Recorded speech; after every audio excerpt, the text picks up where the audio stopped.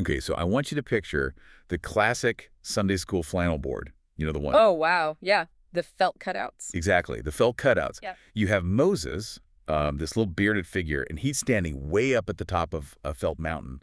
And down below, you have this crowd of people in robes who I guess have just gotten incredibly bored waiting for him to come back. Right, because apparently waiting a few weeks is just too much to handle. Yeah. So they decide, well, let's just toss all our gold rings and necklaces into a campfire. And then this creepy, mysterious guy named Samiri steps up to the fire. He reaches into his little pouch, pulls out some magical dust, which he supposedly scooped up from the hoofprints of an angel's horse, by the way, and he throws it into the flames. And then poof. Poof, out pops a solid gold calf. But like not just a statue, a magical, living, breathing gold calf that literally starts mooing like a live farm animal. And the whole crowd just immediately falls to their knees and starts worshiping it. I mean, it is an incredible image. And honestly, when you say it out loud like that, it sounds like something straight out of a fantasy novel. Right. It's almost comedic. It is. And, you know, as a kid, you just kind of accept it. You think, wow, magic dust and a mooing metal cow. Ancient times were just wild. Totally. But today, for this deep dive, you are bringing a stack of notes and translations from Lecture 9 of the 14-part Tolu Islam series. This is specifically covering Surah Ta-Ha, Ayat 83 through 95. And your premise for this deep dive is that this whole Sunday school story is completely missing the point. Oh, it misses the point entirely. In fact, you're claiming this isn't a story about magic at all. Not even a little bit. That whole supernatural parlor trick is really just a mythological placeholder. What we are actually looking at, once you strip away centuries of like highly literal translations, is a wildly sophisticated, coldly mechanical lesson in macroeconomics. Wait, macroeconomics? Yes, macroeconomics, social physics, and mass psychological manipulation. Okay, hold on. Make that make sense, because I am looking at a story about a magical cow and ancient religious worship. How are you pulling, modern economic theory out of a text that old? That feels like a massive leap. I know it sounds like a leap, right? Until you actually start looking at the specific Arabic terminology used in the historical text. We are dealing with an ancient language that uses these very vivid physical metaphors to describe systemic structural realities. Okay. So Samiri isn't some dark wizard. He is a highly calculated, brilliant capitalist financial predator. That's what he is. He is exploiting a temporary power vacuum to establish a gold-backed fiat currency. Wow. Okay, that is a very different vibe from the flannel board. Exactly. His whole goal is to convince a newly freed, highly traumatized populace to voluntarily surrender their wealth. He wants them to return to the exact same extractive economic system they just escaped from. So you're saying there was literally no magic dust, no living metal cow. This was essentially a massive financial scam. It was a systemic nation-state level financial coup. And to really understand how an entire nation fell for it, we have to dismantle the linguistic illusions first. The blueprint of the entire fraud is hidden in plain sight, right in the specific Arabic phrase used to describe the calf. Okay, let's break that down. Because if this is really a financial coup, I want to see the actual mechanics of it. What is the phrase? The phrase is Idlan Jasadan Lahu Kuar. Idlan Jastan Lakuwar. What does that actually mean? Let's start with that middle word, Jasadon. So for centuries, people who leaned into the supernatural interpretation thought this meant like a living, breathing biological entity. But according to the linguistic analysis in our sources, Jasadon explicitly means a dead, hollow shell. A hollow shell. Yes. It implies a body without a soul, without life, and critically without substance on the inside. Okay, so we're talking about a metal fabrication. But the fact that it's a hollow shell, that implies it was intentionally designed to look massive and imposing from the outside while requiring very little actual material on the inside. Exactly, which is the very first hallmark of a fraud, right? It's an artificially constructed facade. But the illusion doesn't just stop at the visual, it extends to the auditory. The text says, Lahu Kuwar. And that's the mooing, right? Because the Sunday school version insists the metal cow was physically mooing. Right, but that's where the physics comes in, and the engineering. Kuwar does not mean a miraculous biological moo coming from a metal throat. Okay, so what is it? In Arabic linguistics, kuwar refers to the specific lowing sound of wind whistling through an empty, strategically crafted metallic chamber. Oh, wow. Think about the acoustics of the desert, right? Samiri built a hollow structure. He likely positioned it very specifically where the harsh desert winds would catch it, filtering the wind through intentional gaps in the metal. The result is this eerie, resonant whistling sound. So kuar is literally just the acoustic effect of wind moving through a void. That is insane. So it's an empty metal box shaped like a cap, designed like a wind tunnel to make this massive, mesmerizing noise. That is, wait, let me just map this onto what you said earlier about this being a financial scam. Go ahead. It's an empty shell that produces an incredibly impressive, loud noise to mesmerize people, distracting them from the fact that there's nothing of actual value inside. I mean, honestly, that sounds like half the speculative bubbles we see in the market today. Walk me through what you mean by that. How do you see the parallel? Well, think about like the huge tech startup booms or massive crypto scams or even shell corporations. I mean, we literally use the word shell. A charismatic founder comes along and builds this massive, shiny structure, and they generate this deafening noise, the kuar. Right, the marketing. Exactly, the hype, the aggressive public relations, the charts constantly going up, the jargon that nobody really understands, but it sounds incredibly revolutionary. It mesmerizes the public. The media talks about it nonstop. People throw their entire life savings at it. Yeah. But then when the bubble pops, when you actually open up the hood and look inside the asset itself, there's absolutely no real-world, productive economic value. It doesn't produce anything. It's Jasadan. It's just a hollow shell. You have just perfectly described the exact dynamic the source text is analyzing. That is exactly it. Samiri manufactured a hollow investment scheme. The sound, that kuar, the whistling wind, was nothing more than the marketing mechanism. Just to distract them. Right. It was hype designed to completely paralyze the critical thinking of the masses. It blinded them to the reality that the asset itself, this giant pile of hoarded gold, produced nothing. I mean, it didn't grow food for a starving refugee camp. It didn't build shelter. It was literally just hoarded capital sitting dead in the sand. Wow. But here's the thing.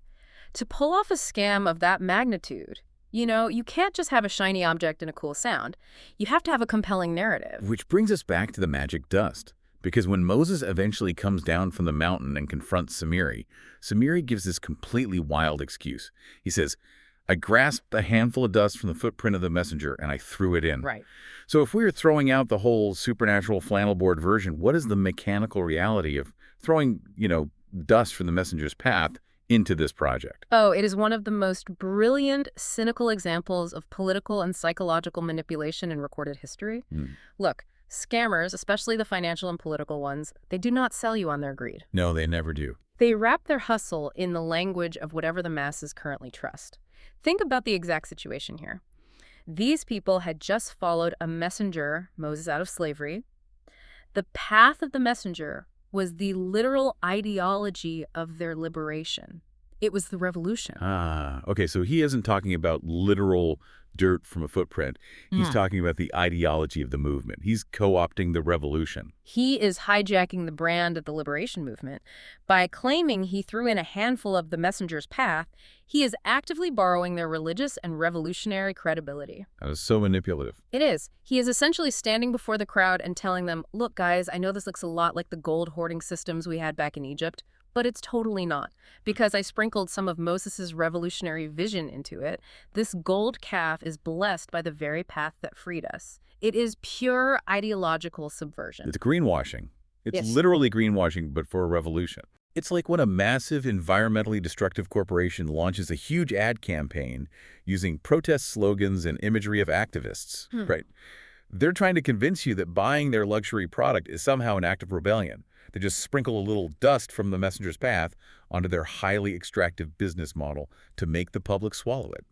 And the terrifying part is it works almost every single time. In fact, the sources point out this crucial detail about Samiri's name itself. The root of his name in Arabic connects directly to the concept of storytelling, but not just any kind of stories. Specifically, it refers to the kind of evening tales meant to mesmerize people and lull them to sleep. Oh, wow. So he literally lulled the nation's critical thinking to sleep. He weaponized their trust. He used a beautiful, shiny illusion backed by this mesmerizing acoustic sound and then wrapped the whole thing in trusted revolutionary rhetoric. And by doing all of that, he put their newfound freedom of thought right back to sleep. Okay, I see the mechanics of the scam now. I see the hollow asset, the marketing hype, all of it. But I am still really struggling with the psychology of the victims here. Oh, so. Well, these people were just freed from slavery. They literally just walked out of a system that oppressed them, brutalized them, and exploited their labor for generations. Why on earth would they so willingly and so quickly hand over their life savings to a scammer and walk right back into a system that looks exactly like the one they fled? That is the pivotal question of the entire text, and to answer it, we really have to look at the severe psychological trauma of a freed slave. Because when Moses comes down the mountain and sees the camp in absolute chaos, he confronts the masses. Right. He demands to know why they broke their promise to follow the equitable system he was trying to establish. And their defense is incredibly telling. They don't just say, well, we thought the metal cow was pretty. They give a very specific logistical excuse. What do they actually say? They say, we didn't break our promise to you by choice, but we were carrying the heavy baggage. And the specific Arabic word used here is azar, meaning heavy loads or burdens of the Egyptian ornaments. The heavy baggage of Egyptian ornaments. Yeah. So they're literally complaining about carrying around all the gold, the jewelry, the wealth they took with them when they fled Egypt. But why is it described as a heavy burden? That's the key. Why would fleeing refugees, people literally running for their lives into a barren desert, prioritize lugging heavy gold through the sand in the first place? I mean, you can't eat a gold bracelet. You can't use it to build a tent. Right, but you are looking at it with the rational mind of someone who already has food and shelter. You have to look at it through the lens of what that gold represented in their minds. This is a profound psychological realization embodied in the text. You can physically pull the slave out of Egypt, but you cannot easily pull the Egyptian matrix of wealth out of the slave. The Egyptian matrix of wealth. Okay, walk me through the actual mechanics of that. What does that mean for a person standing out in the desert? So, in the Egyptian empire, your security, your power, your basic biological survival, all of it was entirely dictated by the accumulation of material wealth, specifically centralized gold and status symbols. The pharaoh owned everything. The people owned absolutely nothing. Yeah. Your proximity to hoard capital dictated whether you lived or died, period.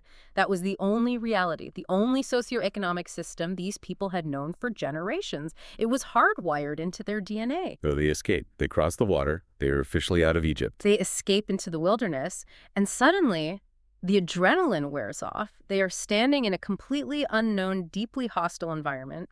There are no supply chains. There are no markets. There is no central authority handing out rations. They are terrified. So the wilderness just represents total uncertainty. Exactly. The wilderness represents the ultimate fear of the unknown, which, for a previously enslaved people, translates directly to the fear of absolute fatal poverty. They are no longer slaves, but they have absolutely no idea how to be free citizens in a cooperative, decentralized society. So they look at this gold they brought with them, not as just shiny metal, but as literally the only life preserver they recognize from their past trauma. Yes.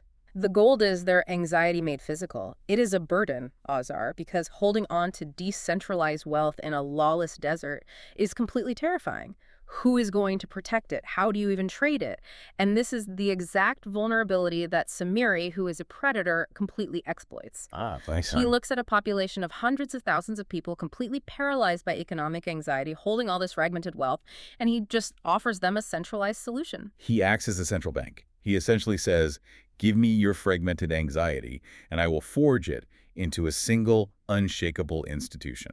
He presents them with a massive, unproven assertion that absolute security in this terrifying wilderness lies not in the universal equitable distribution model that Moses is currently up on the mountain trying to codify, but in centralized, hoarded capital.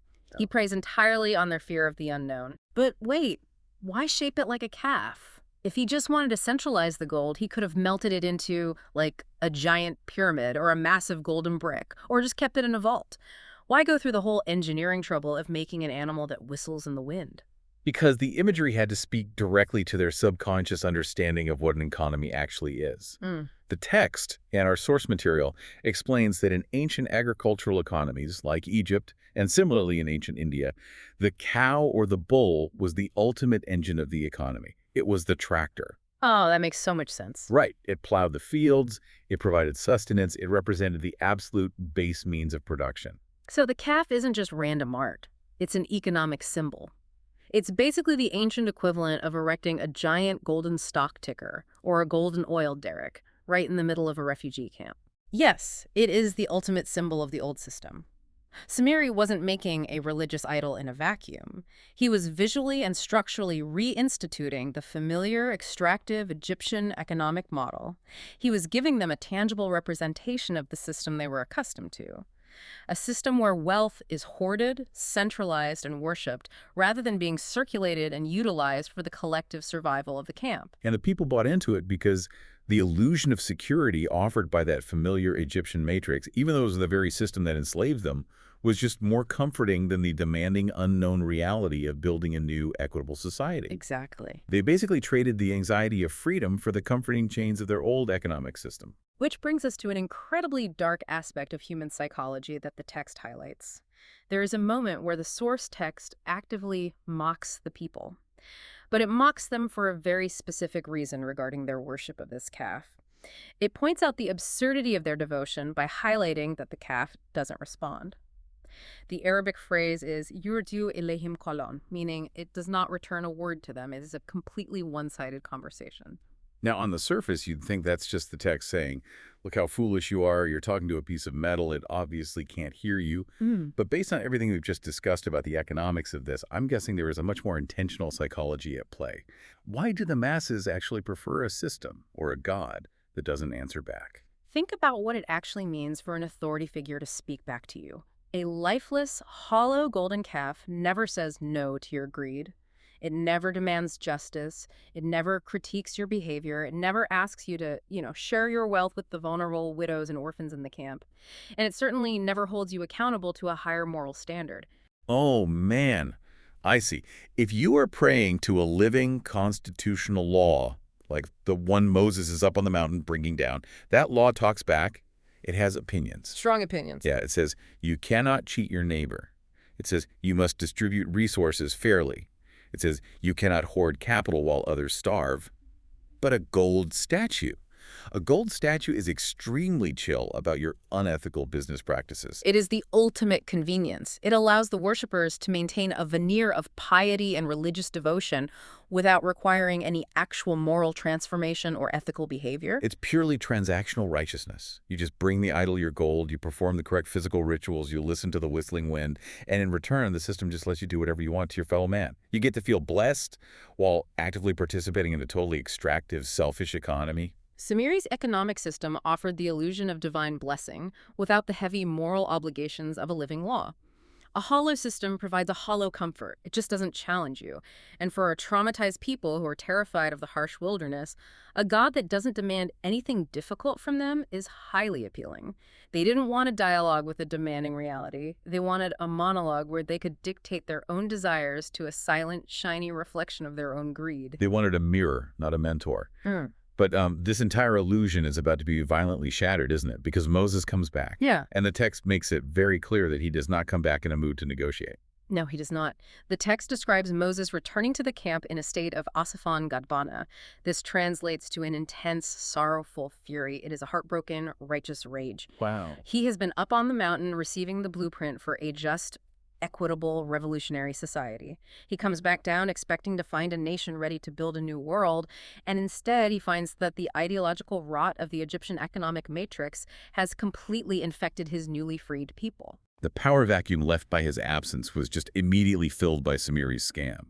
And Moses doesn't just yell at the crowd, right? He goes straight for the leadership. Yeah. He goes directly to his brother Aaron, who was his deputy, the man he left in charge of the camp. The scene is incredibly visceral. The text says Moses literally grabs his own brother by the beard and head, dragging him forward, demanding to know why he allowed this extractive economic cult to spread. Yes. And this confrontation gives us one of the most incredible moments of crisis management and social physics in the entire text.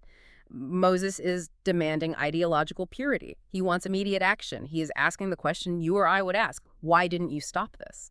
But Aaron's response requires us to look at the situation through the lens of structural reality rather than just pure ideology. Okay, I'm going to push back hard here on Aaron's behalf because looking at it from Moses' perspective, I am totally with Moses. Yeah. Aaron is the deputy. If I leave my deputy in charge of a company or a movement and I come back to find that he let a con artist build a literal Ponzi scheme that corrupted the entire organization, I am firing that deputy.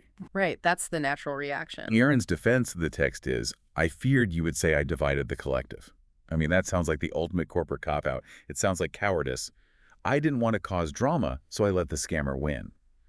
Why is the text framing Aaron's inaction as a masterpiece of crisis management?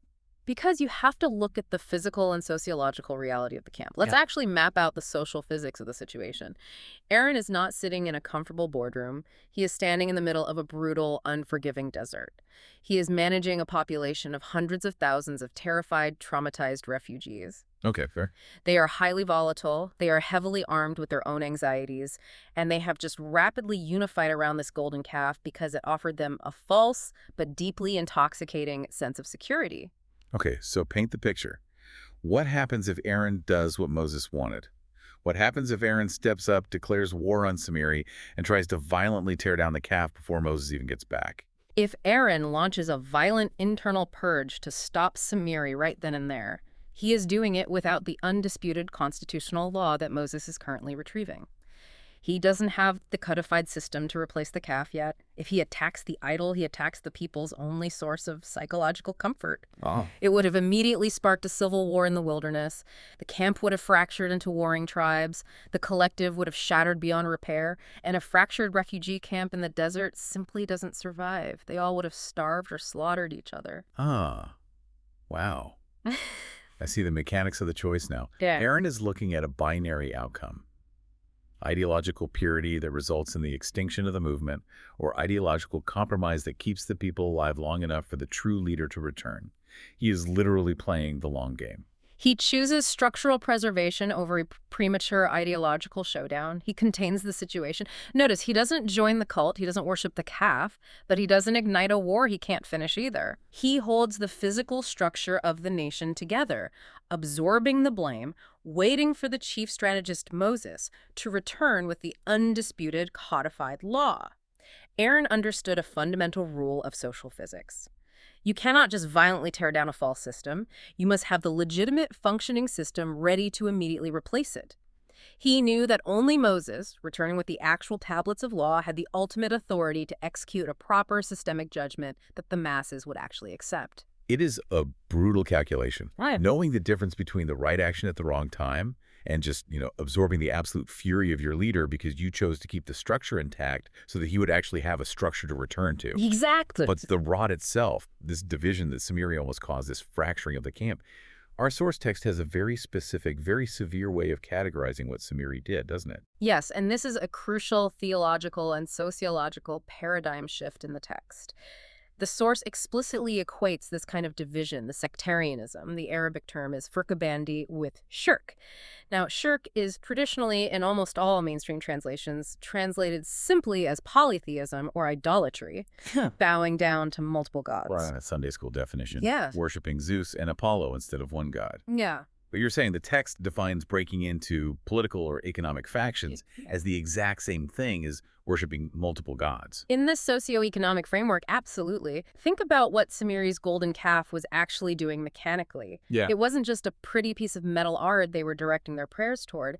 It was a mechanism explicitly designed to divide a previously unified community of equals into competing factions based on who controlled and hoarded the wealth. Wow. Shirk, in this reading, isn't just a cognitive error about how many deities live up in the sky. It is the physical act of setting up rival systems of power and authority that fracture the fundamental unity of humanity. So by creating a gold-backed elite class, Samiri is creating a sect. He's dividing the people between the haves and the have-nots. He is fundamentally destroying the equitable brotherhood, the unified human collective that their whole liberation from Egypt was supposed to establish. Sectarianism, dividing the collective for the sake of power, ego, and hoarded wealth, is the ultimate fraud. It is the real idolatry because it replaces the single, unifying law of universal justice with multiple, conflicting laws of human greed.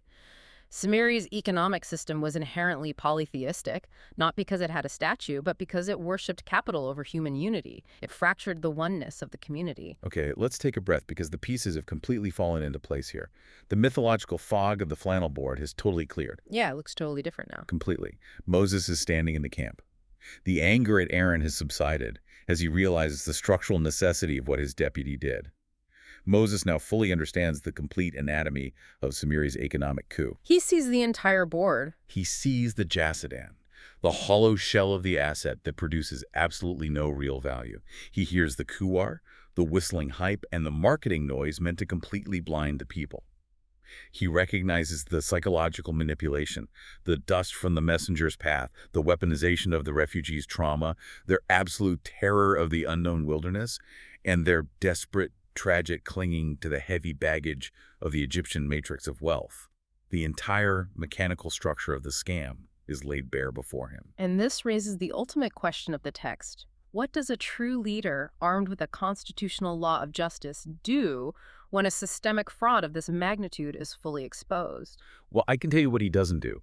He doesn't form a bipartisan exploratory committee to study the cultural impact of the golden calf. No, he certainly does not. Moses has diagnosed the economic fraud, and he isn't about to settle for a polite political compromise or, a minor regulatory fine.